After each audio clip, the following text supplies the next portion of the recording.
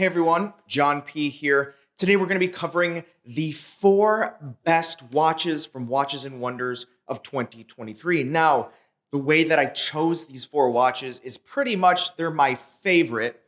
I know, not totally objective here, but I'll share with you the reasons, the logical reasons why I do like them so much. These 4 watches, I think, overwhelmingly took the show, sometimes by surprise, but certainly these are going to be some fan favorites. So make sure to let me know down in the comments below what you think. Now, on the wrist today, I have my Rolex 1016, fresh from a full overhaul here. My vintage Rolex Frogfoot dial from 1972. I love this vintage Rolex Explorer. So if you'd like to see this, as well as the other watches that I wear, go ahead over to my Instagram, The Real John P. Check me out there. We can see more behind the scenes about what I do with watches, as well as what we do at delraywatch.com, where we buy, sell, trade watches. We have so many cool watches in stock that I really know that you'd love and enjoy. And I know this because we work with so many of you over there at delraywatch.com. So the first watch that really took the show by storm, so many watch geeks and true purists with horology are raving about this. This is the Chopard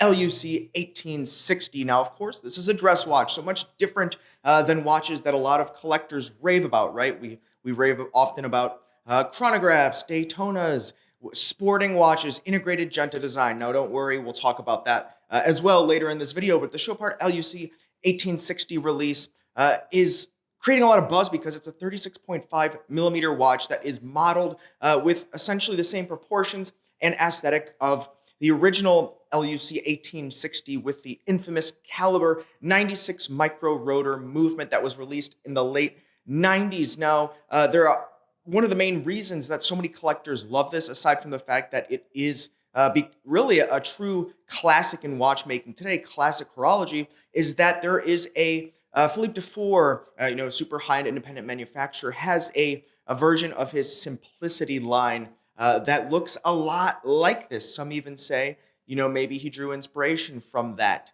At least, these are the rumors. But nonetheless, for many collectors, this watch can be had at a fraction of the price of the Dufour. But setting that aside, this is a true, fine, classical watch that so many people love and enjoy for the aesthetics. But the Cal 96 micro rotor movement always gets the watch geeks going. I love this watch. There's not a price announced as of yet, but I do expect this watch, regardless of the price, to fly off the shelves. Let me know what you think. Comments below. Now, rolling on, we do have an IWC watch. It's going to be an integrated design. This is going to be modeled after an IWC Ingenieur that was unveiled after the 666. This is going to be modeled after the Genta designed 1832. This is going to be an IWC Ingenieur Automatic 40, but I like the version in titanium. Now, they make it in steel as well, but keep in mind this is a new model from the brand, a specific reference. The Ingenieur is a long-standing line, decades at this point. But nonetheless, they've come out with something a little bit more classic and truer to the Genta design from the original model. Before Genta designed this watch, we had a watch that was much more in line with, something like an older Milgauss. But now you kind of had, this transition period where Genta was designing the Royal Oaks, the Nautiluses, things like that. So you had that integrated design that came in through the 70s into the 80s, all the way up until today. I like this watch because it's titanium. When we talk sports watches, it's 40, probably wear a little bit bigger because of the integrated design.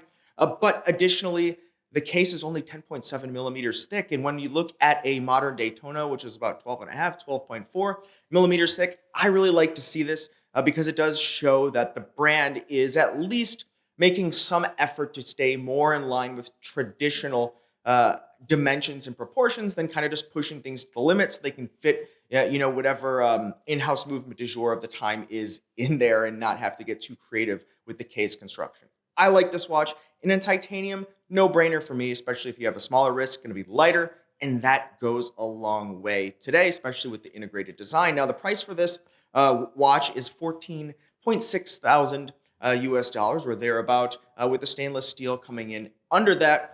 But I do have to say that I think it's pretty steep for the brand, but the brand has been committed in recent times to pushing themselves upward in the market. So I think it's not surprising, but this would be a watch that I would try to get some kind of discount on should you be shopping around, just mainly because of the lack of a movement to the same level of finishing and functionality as their competitors like the Girard-Perregaux Laureato or some of the offerings from the Vacherons like the Overseas. Overall, looks like a phenomenal watch. I like it. We'll see when it hits the shelves my final thoughts. Now, the next watch, not enough people are raving about, and it doesn't make sense. I think it's because it's Rolex and everyone's focused on the see-through or the sapphire caseback Rolex Daytona. But instead, I think the hot watch from Rolex is the Rolex Yachtmaster 42 in titanium. Now, technically, this is not Rolex's first titanium watch. They released a 50 millimeter titanium deep sea challenge just 5 or 6 months ago, so last year. But let's be honest, that watch is just too big. It's chunky. There was someone funny on Instagram. She was at Watches and Wonders, and she had a smaller wrist, and she posted it. It was kind of the whole watch. There's just no way you could have removed all the removable links. It would not have fit on her wrist. And I think so many people fit in that category. So in talking about, watches that are meant to be worn and not just sat on a desk somewhere or in a safe, 42, it's going to wear a little bit slimmer just because of the way that Rolex makes these cases. And it's titanium. I love it. And I think this is, a Rolex equivalent of a Pelagos, the junior, more junior brand from the company, or the sister brand, if you will, but certainly more approachable in price point. I love to see it. I love to see finally a titanium Rolex watch that's made to be worn from Rolex proper. And when we're talking about lightness, this watch comes in at only about 100 grams, it's said to say.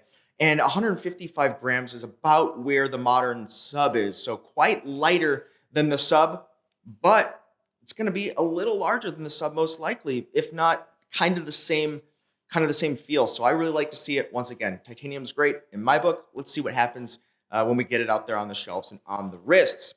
Now, next we have a watch that I think is just fun.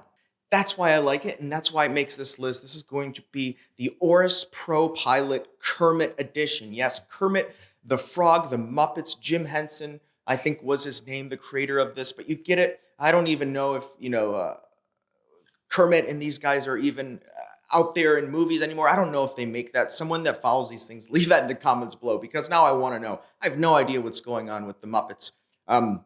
But this watch overall is very highly rated outside of this special edition. People love this watch. They rave about it. It comes in at 39 millimeters and titanium, so it kind of fits in that slot where the Rolex OP Oyster Perpetual 39 left open when Rolex discontinued that model, and they pushed kind of their models up and down. And even with the Explorer line, they kind of pushed it up to the 40, missing that 39 Explorer.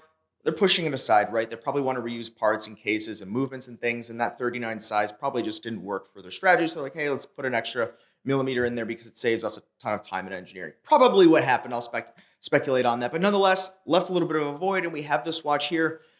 And I think it's overall just cool, for that reason. But if you like it, you can get this for about $4,600 US. If you don't want the Oris Pro, if you don't like this watch, then it might not be worth it. But if you get a discount on it and you like kind of the quirky green dial, it's a true Kermit watch, unlike the Rolex, anniversary, the LV Kermit. This actually has Kermit on it. So I think it's kind of funny as well. Maybe Oris will have a Batman. Maybe they'll have, these types of like nicknames. They'll just put the actual character on the watch. And it's just almost like a troll in a way. I just think it's hilarious. It's funny. And if you like the watch, why not get a special version of the watch? That's how I view watches sometimes. But I'd love to see and hear your thoughts and comments down below. So guys, these have been my 4 watches that I think really at least captivated me in Watches and Wonders 2023. I know a lot of titanium here, but I think it makes sense, right? Why not have a watch be lighter? It's going to be the same size. Why not have a lighter version of it? I don't know why someone would want a heavier version of the watch. It's less encumbering. That's kind of the theme here now that I think about it. But let me know what you think. Comments below. Do not forget to thumbs up, like, and subscribe. I appreciate it. You can find plenty of watches available at delraywatch.com. And we're also buying every day, so make sure to check us out there. And you can find me on Instagram, The Real John P. Thanks, guys. You've been chatting with John P.